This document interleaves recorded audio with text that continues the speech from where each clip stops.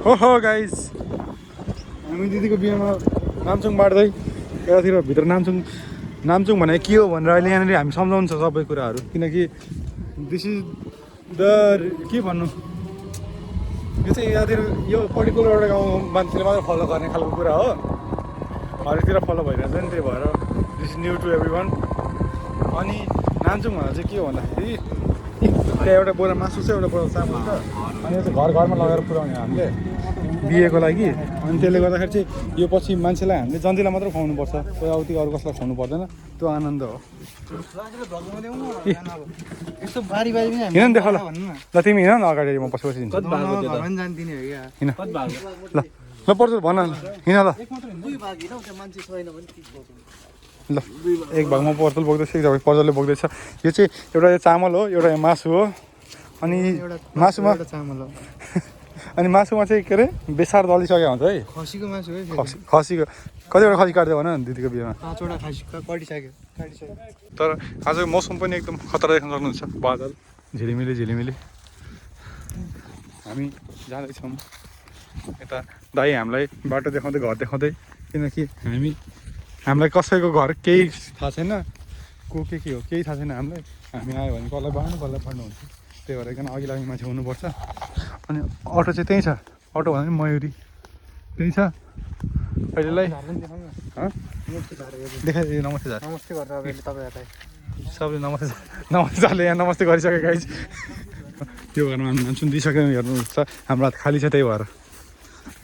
हामी नाम्चुङ नदिएको हाम्रो हातमा हुन्थ्यो अहिले दिदीको बिहे भ्लग हामीले यहाँ पनि नाम्चुङ बाँडिसक्यो सबतिर बाँडिसक्यो हिरो देखिन्छ म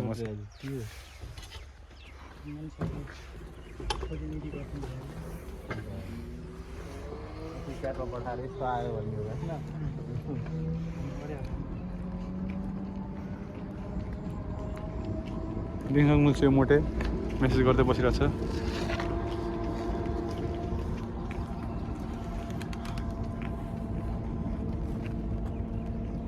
एक मिनटसम्म यत्तिकै राख्दिनु क्या केही नबोलिकन आनन्दले झन् सागरलाई मोती दिन्छ हेर्नु फुल देख्नु सक्नुहुन्छ यसरी दिन्छ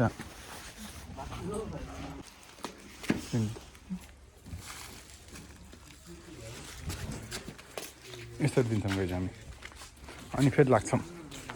र यसरी नाम्चुङ दिन्छ हेर्न सक्नुहुन्छ तपाईँहरू म दिन्छु पर्जलाई हो ल यसरी दिन्छ है ल अर्को यतातिर लगिदिन्छ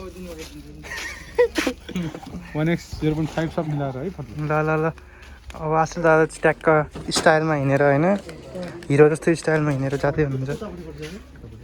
उतापट्टि जानेर यता यो पछाडिबाट चाहिँ आसल दादा उसमा नि हाल्नु मिल्छ क्या पछाडिबाट स्लोमो बनाएर हाल्नु मिल्छ अहिले त एडिट त डेन्जर हिँडाइ छ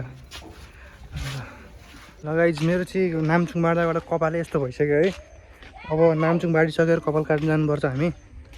अब यस्तो पारेँ मैले कपाल चाहिँ यस्तो पारिसक्यो अब आशा दादा चाहिँ यता हुनुहुन्छ आशा दादा मभन्दा ह्यान्डसम देखिरहेको यार भएन त्यो भएकै कुरा हो भएन यो टोल चाहिँ बाँडिसक्यौँ अब हामी जाँदैछौँ यताबाट उतातिर अर्को टोल उतातिर बाहिर निस्किँदै किनकि मैले यहीँबाट स्टार्ट गरेको भ्लग पनि अनि के भन्दै थियो भन्दाखेरि यसरी उभिनु सेफ त होइन त्यो पनि अब भित्र बस्ने ठाउँ नभएपछि खुला हावा खान मन लागेपछि बाहिर बस्नै पर्छ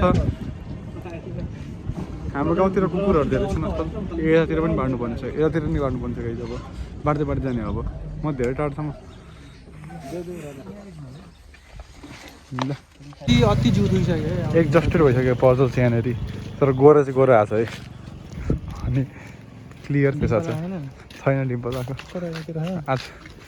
खै यतातिर चाहिँ आएको छ यतातिर पनि डिम्पल आउँछ देखेँ गाइज खसी आज यसले मार हानेको खप्लाको 3 चोटिमा कस्तो मिठो छप्लाक जलाइन एकदम सार्प बनाएको छ मैले त्यही भएर खसी काटिरहनुपर्छ भनेर अहिले यहाँनिर बडी कराएर हात्ती पनि ढाल्छु मैले यहाँ चाहिँ यस्तो भइसकेको छ एकदम हन्टेड ठाउँ दसैँमा यहाँनिर तास खेल्छन् मान्छेहरू अनि मलाई सोध्दैछन् सबले ठुलो दिदीको बिहे हो कि ठुलो दिदी भनेर कान्छी दिदीको बिहे हो भनेर सोध्दैछन् गाउँतिरको मान्छेहरू कान्छी दिदीको बिहे होइन कान्छी दिदी भर्खर कान्छी दिदीले मेरो बिहे नभएसम्म बिहे गर्दैन रे गाइज रक्ती मात्र खायो भए जोसै ल्याएको छैन है अब फेरि अर्को घरतिर हामी आइपुग्यौँ बडी चाहिँ एक्जस्टेड भएको छ गाइज किन होइन बोल्ने पनि जोस छैन भोल्युम त ठुलो बनाएर अलिकति ठुलो बनाउला भोल्युम त तर जिउ थाकिरहेको छ आज बिहान नै उठेको बिहानै 7 बजी उठाउनु मम्मीले त्यसपछि अब यताउति कुदै छ हामी त झन् मजन त्यसपछि त्यहाँ छ गाइज बसेर चट्ट हिँडेछन् बसेर के हिँड्ने बसेर चट्ट बसेछन् केही गरेको छैन हिँड्नु पऱ्यो त हामी छ यहाँनिर थाकिरहेछ ज्यान गलिरहेछ बोल्दाखेरि घाँटी दुखिरहेछ त्यही पनि भ्लग भने बनाउनुपर्छ पैसा कमाउनु पर्ने बाटो पैसा कमाउँदैन त्यही पनि बनाउनुपर्छ गाइज 100 पोका मासु लिएर आएको थियो 100 पोका मासु सक्सेसफुली सकिसक्यो यहाँनिर अब हामी घरको रिफिल गर्न जाँदैछौँ अनि फेरि अलिअलि बाँड्नुपर्छ रेडी छ अब यहाँनिर यतातिर अलिअलि घरहरू बाँकी छ दिएर अनि त्यसपछि फेरि उतातिर पनि दिनुपर्छ कपाल चाहिँ फेरि मेरो हिरो देखेछ है धीरज रोना जस्तो कपाल छ मेरो त टोकेन त म चाहिँ कपाल मिलाउँदै गाइज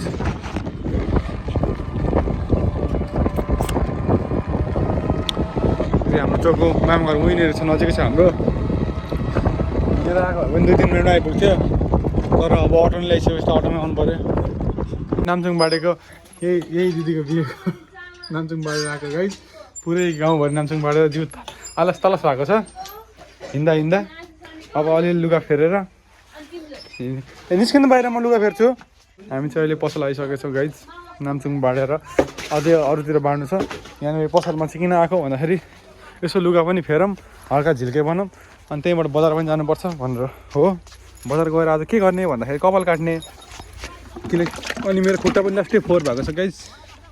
म चाहिँ फेरि 4 मनै पर्दैन अनि अब यहाँ चाहिँ हाम्रो पसल हो पसल पछाडि यस्तो झिलिमिली सिन छ